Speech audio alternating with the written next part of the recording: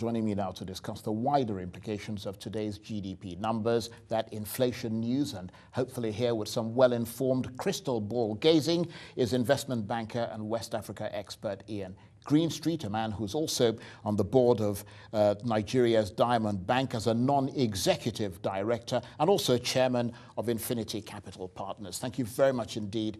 Very honored to have you here. It's a steeper decline than analysts had predicted, a contraction of just over 2%. Were you surprised by it? First of all, Charles, thank you very much for having me here. I must stress that these are my views and not necessarily the views of the Diamond Bank board. Absolutely. Frankly, I don't think it's that much of a surprise. I think that if you look at Q1 2015 and you look at the oil price then, there was an average of $115 per barrel. And you look at the production, 2.2 million barrels per day.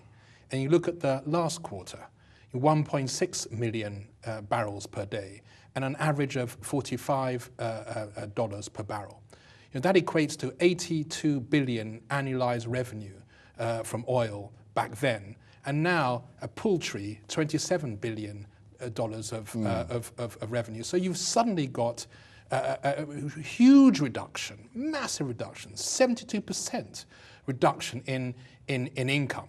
And most people would be struggling to be able to manage that. So the inflation figures, the GDP figures are no surprise. Right. After all, they have been decreasing over the last few quarters. So they've been going in a consistent direction, I'm afraid. So it's your sense that Nigeria's oil economy has hit the buffers, but the wheels are not yet essentially coming off. So I think that there's certainly stresses.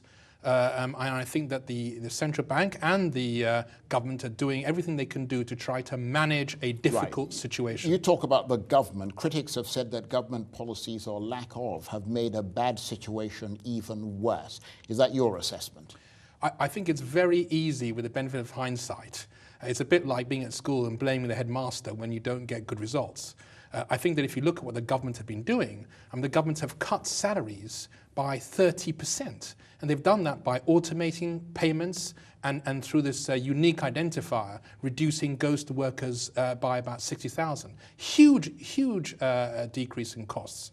So I think that certainly the governmental side have been really managing it to their best ability. And on the central bank side, I think certainly you've seen a kind of number of goods excluded from the interbank market in terms of trying to reduce the dependency on imports. You've seen the central bank releasing $5 billion to the market.